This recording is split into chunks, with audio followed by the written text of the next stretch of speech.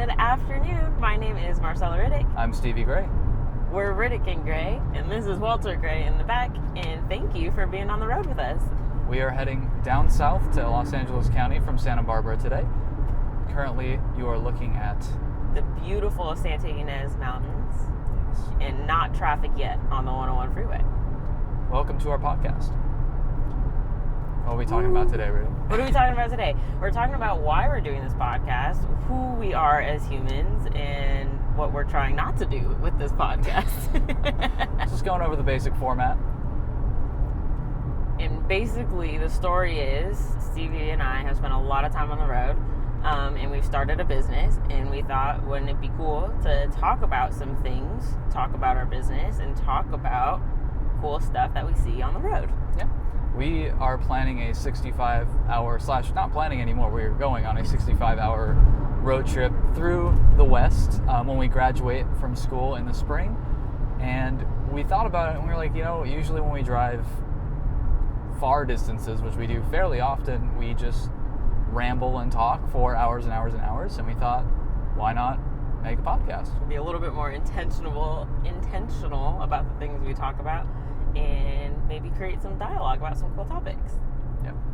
The next time you see this car, it's going to be decked out for car camping, because not only are we just doing this road trip, we're going to be camping in over 10 national parks at this point, seeing some cool people along the way, and hopefully showing you all, the viewers and listeners of this podcast, some of the beautiful sights in the American West. We're kind of big nerds when it comes to science things, geography things, just History all of the things. life things. Yeah, we just like learning about Earth and stuff. And we thought, usually when we're driving to places on road trips, we don't do too much of a deep dive into like kind of the geographic and natural history of the places that we're going.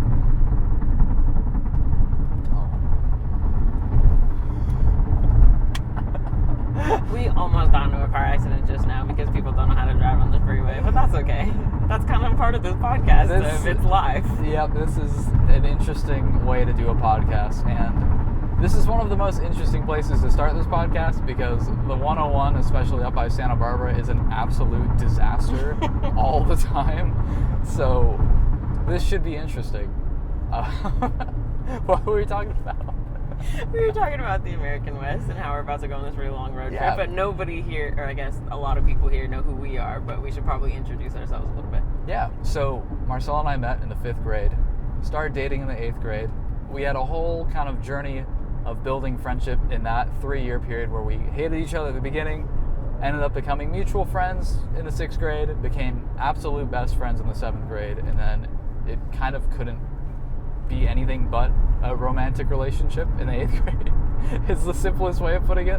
And so we started dating, and we have been together ever since. We went out to Colorado for 4 years together for undergrad, and now we're graduating from the University of Southern California in 2 weeks. 2 weeks, 12 days, 13 days. And so we're going on this road trip Sunday after we graduate, and we're going to be on it for 20 days, living out of this car with our boy Walter here. And yeah, that's our story. Oh, we've traveled the world together. We went on a program called Semester at Sea back 4 years ago, in 2018. And one of the things we want to talk about in our podcast is, what does travel mean? Because we love road tripping. We loved boating around the world, sailing around the world. But basically, yeah, something like that. But basically, we have this, not philosophy, but philosophy, if you will, that travel is just engaging with different cultures in different ways. And so our hope is that when we bring you in the car and on the road with us, you basically, hopefully, maybe get to travel with us in a way. Oh, and we're engaged. We are engaged. That's a thing. We've been engaged for 4 years. We got engaged on Semester at Sea.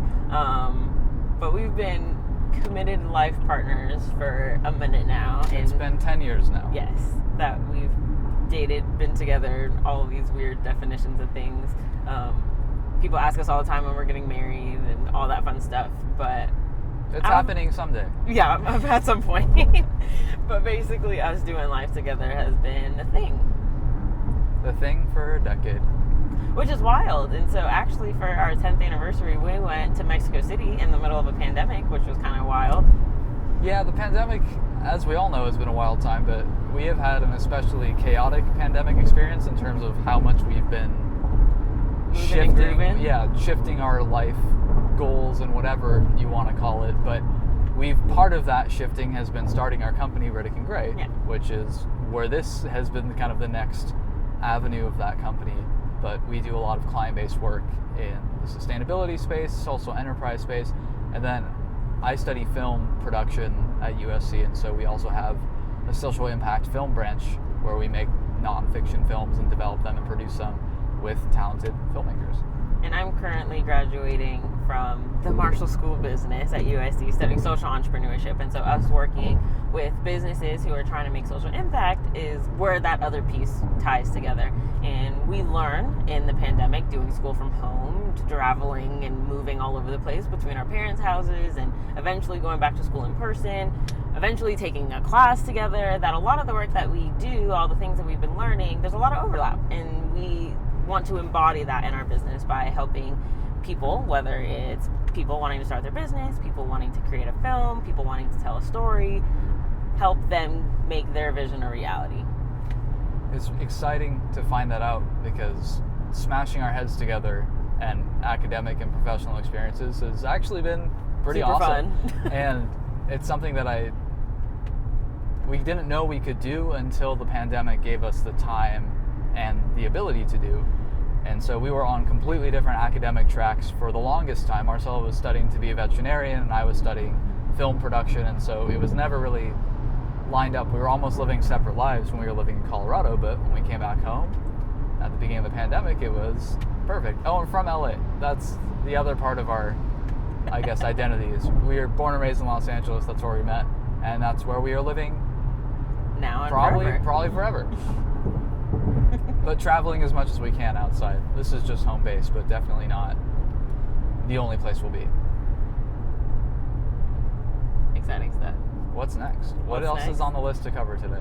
What's on the list to cover today? This is our intro podcast, kind of talking a little bit about the format, our story, all the things. Testing the waters. This is a completely new territory for us. Making sure equipment works. Yep. All the fun stuff. I know that we wanted to make sure we covered all the things Red and Gray, and the last piece that we didn't cover was sustainability ideation and design. And you're probably like, oh my goodness, what does that have to do with startup social enterprises and film?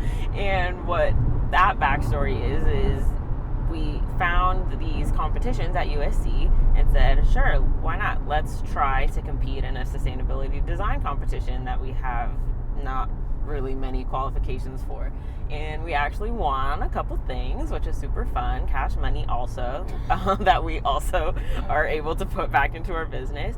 And our goal is to help companies in their sustainability ideation as well. And so that incorporates different pieces, again, back to kind of mushing of social enterprise consulting and social impact film, but also greater understanding and conveying what sustainability actually means and how different people and different companies can be more sustainable on various different levels of their company, whether that's everyday operations, whether that's big idea thinking and figuring out what that looks like.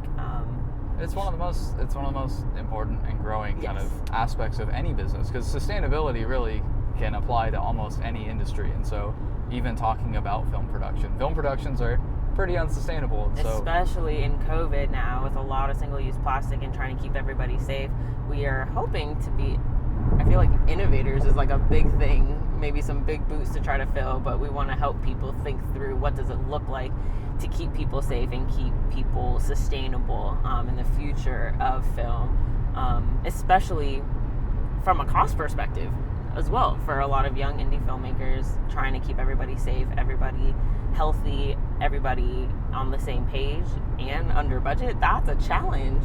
It's definitely difficult if you want to kind of keep single-use plastics off your set. Yeah, the cheapest thing you can buy is, a $3 24 pack of plastic water bottles to give to your crew.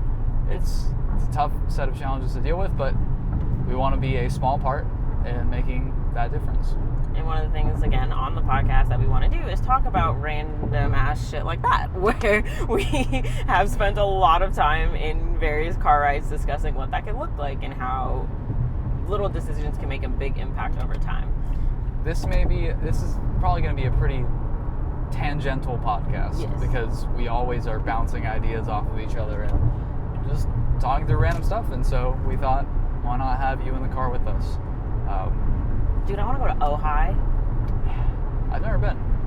You've never been to Ojai? No. We'll At go least to Ojai. not knowingly. There's a few Not places. knowingly? I feel like maybe I had been there as a kid or something, but not that I remember. I feel like there's a lot of places I've learned as I've gotten older that I went to as a kid, but had no idea where I was That's until fair. I like looked it up. But That's fair.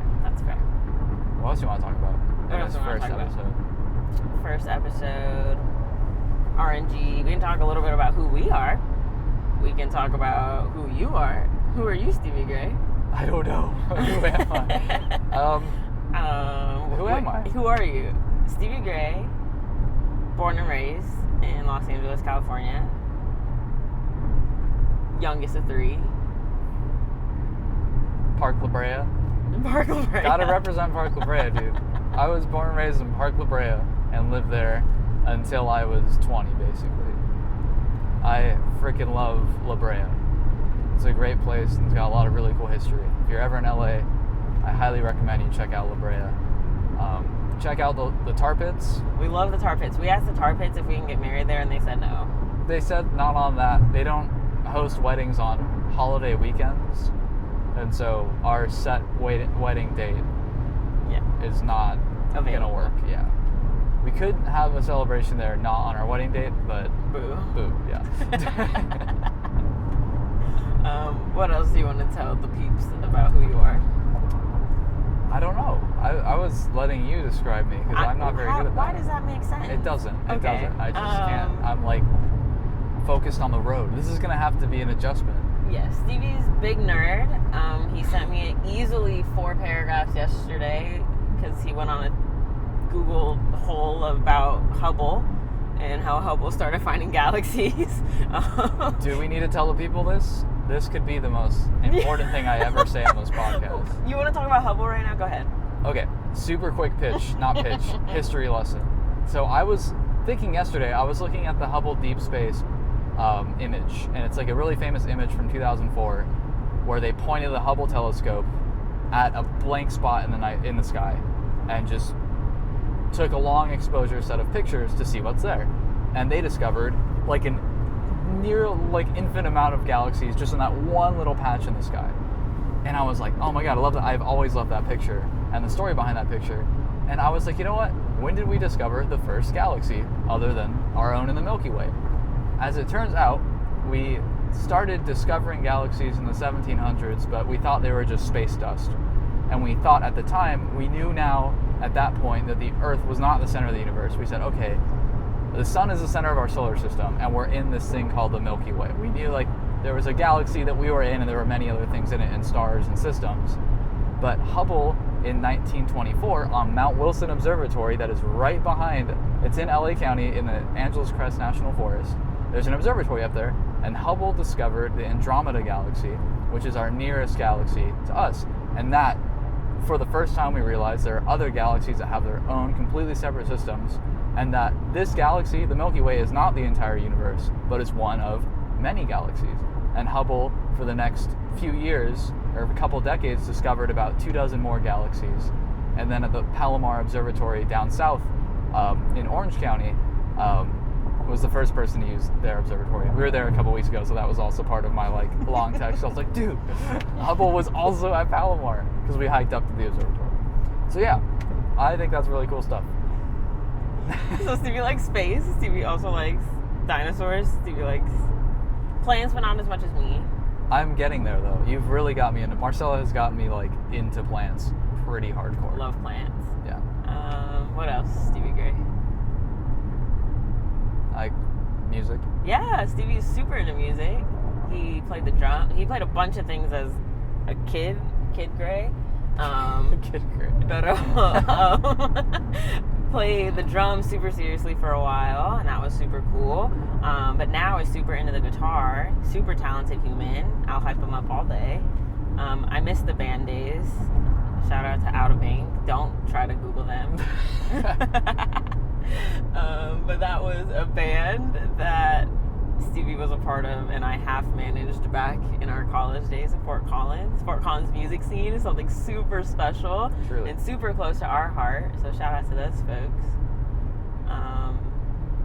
Yeah, music's a big one that I definitely didn't mention. Solid.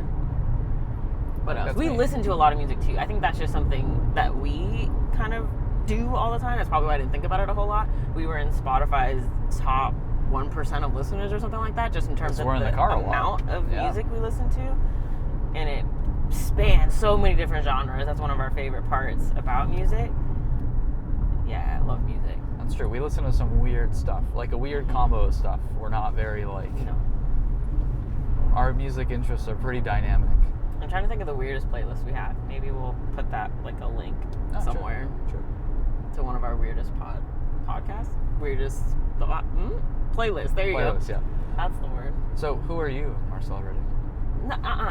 I just told everybody who you were. You thought that I was just gonna keep talking?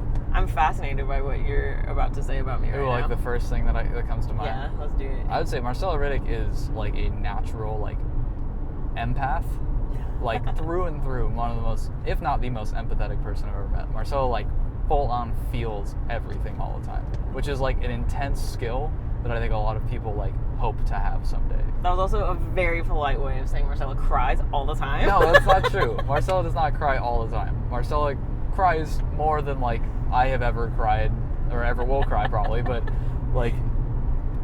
Marcella feels everything and cares about everyone. Marcella just wants to make everyone have a better time experiencing life, unconditionally, which I think is absolutely the coolest thing ever. Thanks, my dude.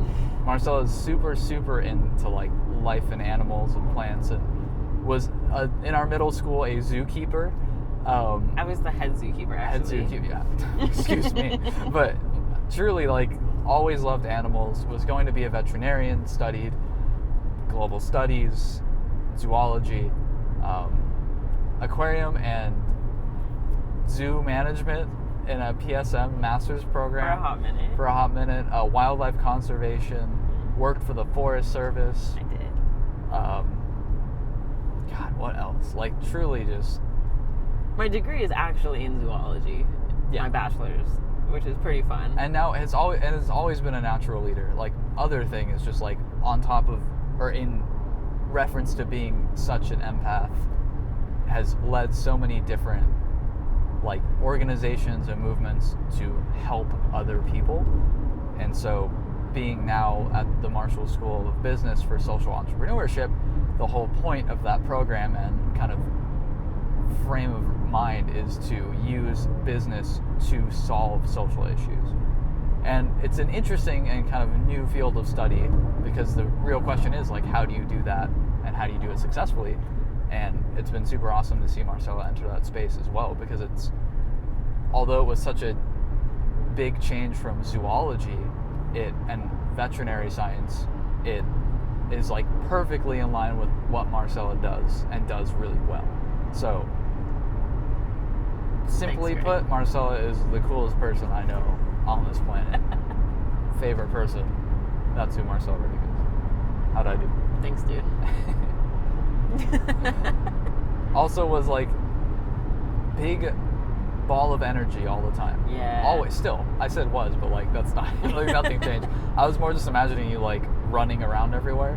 Marcella used to just instead of walking, would just run everywhere. Even if it didn't make sense to run. And so if you were standing in the schoolyard, Marcella would come at you full speed and come to a grinding halt when she got to you. So just full on ball of energy all the time. Super pumped, excited about everything all the time. Which I think we have our kind of dynamic where I am not like that at all. I also lived 20 some odd years of my life thinking that I was super type A and super extroverted, and that's not necessarily the case. As it turns out, I'm the type A one. Yeah. But not extroverted at all. Can't organize thoughts to save my life, and that's part of how Stevie balances me out in that way. I don't like writing things neatly or typing things in an organized manner. To put it, the best example would be now that we're both like full on like living the nerd life together happily, if Marcella loves like picking at dead things, I like do. carcasses of like animals that she finds in like forests and on the beach and stuff. Yes. And like Marcella would love to like pick up the bones and bring them home, and I would be standing like 5 feet away like writing what I'm seeing. And Yes. that is very much like describes our approaches to Life? life to some extent. I enjoy getting dirty and messing with things and figuring it out with my hands. Is that a science thing? Probably. I mean, it has. I feel like that has a lot to do with like curiosity for what you're seeing and experiencing, and like there's definitely. I mean, I wish I had, and you've pulled me in that direction more and more. Like I used to be pre-pandemic, I was a germaphobe, so like in terms of the adjustment to the pandemic, in terms of being like everyone being like I gotta wash my hands, I was like this is just why were we not all doing this anyway? But I am definitely in the last few years have been kind of pulled out of my comfort zone in a very good way, where I think I have a bit more of that curiosity to get down and dirty as well in terms of outdoor spaces, but I'm still not quite there with you. I love getting dirty and figuring out things. It is fun. It's a fun way to live. It is. And I feel like you can learn a lot faster that way, Yeah. to some extent. Sometimes not the safest move. No. I picked up, I don't even think I figured out what it was, but I think it was some type of a squirrel rodent situation. Oh, from that under mouse? a tree. That mouse? Yeah, and I picked it up and it was absolutely covered in maggots. And I freaked out. Catherine's to be sister. It was a whole day. But yeah, again, I guess that wasn't necessarily unsafe. It was just No, it wasn't pretty unsafe. It was just gnarly. gross. Yeah, It's gross. and it was like all slimy and stuff. I love it. It was pretty fun. This is Ventura County. All This the is- surfers. This is the county right above Los Angeles. This is the Santa Monica Mountains hug kind of the border of Ventura and Los Angeles County down to the south. This is where my mom was born and where her dad's side of the family lived for a couple generations. We stopped in Ventura this morning on the way up to Santa Barbara to get some coffee. Coffee. We're kind of definitely addicted to coffee. Yeah. Yeah. And I think, probably a lot of people can relate. Coffee is quite addicting and very tasty. But Yeah. Coffee was good this morning, yeah, and they took our reusable cups, which is a win. always. Where am I going? You're going straight. They're taking the 101 or the one? 101. Okay. We are currently heading to USC, so we gotta take Yeah. the 101. We're officially done with classes, which is really exciting. But Cheers. we still got some stuff to kind of put the final bow on before we can graduate, and then again go on this road trip. Exciting news in terms of this summer. We're going to be living on Catalina Island. I will be part-time. Marcel will be full-time Working with the Wrigley Institute for environmental studies. That has been one of the coolest kind of random life paths that we have been able to go down in the last year Definitely. with our company Yeah. and all of the things. So when we started doing those sustainability competitions in the fall, one of them was sponsored by Wrigley, and they said, hey, if you want to do this other thing, apply for it. And within a 48, 72-ish hour period, Stevie and I came up with an idea called The Collective, which was, I was like, do you remember the one-liner for The Collective? So The Collective is a global film nonprofit that uses a crowdfunding model to fund independent short films made by filmmakers from across the globe. And so, That was solid, dude. thanks. I'm proud of me. But film and the film industry is huge, but it does not represent most of the world's perspectives and filmmakers and artists. And so there are tons of countries across the world. Most countries across the world don't have a film infrastructure, but there are billions of people on the planet that have the potential to make some really amazing stuff and share their stories through the medium of film, which could be nonfiction or fiction. And so we thought, what if we just gave out 4 $10,000 grants a year based off of crowdfunders, and the crowdfunders vote on which films get the funding every year. So we'd have the initial cohort would be 4 films, and then there'd be sustainable production protocols that they'd have to follow, but it would really be leaving the autonomy up to them. We wouldn't own the films. We would just help them make their films, and they could do with them what they please. But that was the idea. It was definitely a fever dream, kind of brainchild that came out, and it was really, I mean, It was really awesome. it's still a project that we care deeply about. Yeah. And so we ended up getting past the first round with that idea, fever dream that we came up with. And then because we got past the first round, they said, hey, you're going to come out to Catalina at the Wrigley Institute, and you're going to do almost a boot camp for how to move this idea forward and how to pitch for the bigger competition. And so we went actually the weekend of Stevie's birthday back in October and got to meet some really, really, really awesome, I guess founders is a good word to use for them. Social enterprises. But so just incredibly, I'm trying to describe them all in one word and it's impossible, but our little cohort of the Wrigley Prize for 2021, absolutely phenomenal people who are dedicated to making the planet better. And it's been super exciting getting to know them more and watching them succeed.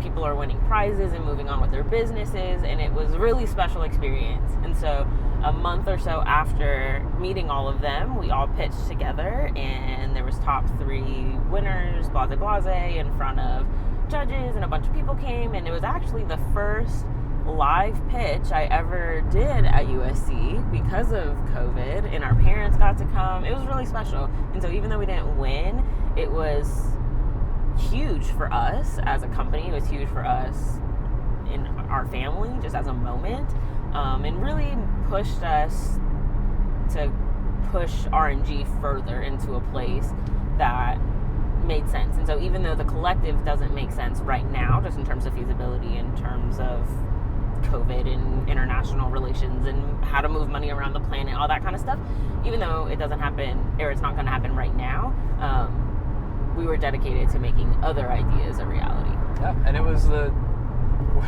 we'd only really worked on projects together in middle school. Yep. And so we did our 7th and 8th grade science fair together. Yep. And we had a lot of fun working on those projects together in middle school, but it had been a long time. And this Riddick and Gray, not only is our ability to work together again, but Wrigley as a competition, being finalists in that and pitching, was really the first time we were able to pitch anything together awesome. Live to an audience. And that was an incredible experience because we learned, like our dynamic works well in that setting more than we would have thought. We were working kind of behind the computer as Riddick and Gray, but it was cool for the first time to be out and about as Riddick and Gray. And, you know, we had matching turtlenecks. We did. And the thing is, like, we didn't win. And we didn't place. No. But it didn't matter. We learned so much. We met some incredible people. And the people that did win, we absolutely love. And so it was just all around, that was a huge formative experience for us. And so we've gotten to go back to Wrigley now another time, and now we're going to be there for the summer. And just, we've fallen in love with it. It's an incredible place. And so we're looking forward to this summer. We got jobs, dude. We got jobs. But this podcast will be the next branch of Riddick and Gray, and something that we know doesn't have to be gigantic. It's just something we can do in our free time for fun, test the waters with it. We know we're tossing this podcast into an absolute ocean full of podcasts, and so we're not expecting this to be our big break or anything. We're just trying to have some fun. And eventually we'd like to highlight some of the awesome businesses and places and things we consume on said podcast as either sponsors or us just shouting people out. And so if you have something you want us to yell into the ether, let us know. Let us know. And in terms of the future episodes of this podcast, we do want to cover the history of the places we're going, as we mentioned. But if you have any topics that you're interested in us talking about, because we can just go on tangents forever about literally anything. Yes. Let us know. Let us know if there are any things you want us to do to make this podcast more enjoyable to watch or listen to.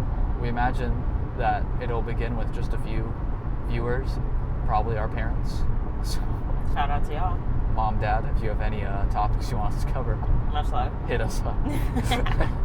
If there's anything about us that you want to know, we're pretty open book when it comes to our personal lives and relationship. And I mean, to some extent, there's a lot to dive into. We've our middle school years, our high school years, our college years, now our post-grad years. Our dog parenting years. Yes, we have changed fundamentally as human beings together. And so we definitely have a lot of interesting kind of places to bounce off of from topics of conversation. A sidebar, we just passed the REI, dude. Damn. we're still getting gear. We love car camping. And we love being outside in nature. That's kind of our jam, in case you missed it. It's definitely something that we'll talk about. Something we want to talk about in this podcast is travel, because it's something that we really enjoy, but there are so many different ways you can travel, and there are a lot of things that we've learned along the way. I've especially learned a lot as somebody that was never super outdoorsy until fairly recently, but specifically with car camping, it comes with its positives and negatives in terms of what you can do, in terms of your closeness to being truly like in the wilderness, venturing out as we call it. So we'll definitely talk about that a bit in a couple episodes, but we could probably we could do an entire series on just car camping alone, but we'll keep it a little bit more bite-sized. Because we also learn a lot every time we go out, and we make adjustments every time, and I'm sure we'll hit peak efficiency at some point, but we're getting ready to start backpacking, and I think that's kind of where we're at in the transition of we're getting car camping, as you said, to its peak, and now it's just we're reaching a certain point where there's only so much you can do if you're tied to your car where you're camping. Where it's like we want to go out there into the forest and be in nature and not adjacent to nature. And I was able to do NOLS courses through my high school, and that was a super formative experience for me. And so I grew up camping as a kid, learning how to backpack in high school. That was phenomenal. And then going to Colorado, I was in my element. We didn't do as much outdoorsy stuff in Colorado. We're pretty busy, but two, it was a little bit more inaccessible where we were geographically to like the Rocky Mountains and whatnot than I would have expected. But we're gonna definitely check out some of the places closer to Fort Collins, and that'll probably most likely be on Car Podcasts. Yeah, because we love Fort Collins and we are gonna see the homies. We spent 4 years there, and although I was homesick quite a lot of those 4 years, some of our most awesome experiences thus far in life were there. And so it is now that we're 2 years away, 2 years out from having lived there. That's wild. Yeah, it's easier to feel that nostalgia about all the great memories we formed there and the great people that are still there that we are so excited to see this May. So it should be fun. Anything else you want to cover? Anything else? Walter, any topics? No. I'm surprised he's awake. He had a long morning. He has pooped. I think this is potentially a good time to thank y'all for being on the road with us today. Yes, we're happy to have you in the car always. We hope you're excited for us to ramble some more in some longer episodes with some more distinct topics. And hopefully some pretty reviews, because I hate the 101. Yes. We'll be driving on some kind of emptier roads, interstates, as we're going through our road trip. Very quick, we're going through California, through Nevada, through Idaho, through Montana, through Wyoming, through Colorado, through Arizona, through Utah, and back through California. And again, hitting just about 10 national parks on that route. And so we haven't been on a decent amount of these roads, and so capturing them on camera is something that we're really interested in doing. So maybe you don't have to do those drives if they're not super interesting, or maybe if they are super interesting, we'll all learn a lot and you'll know some cool spots to check out. Either way, it should be super fun. Cool. Bye. Bye.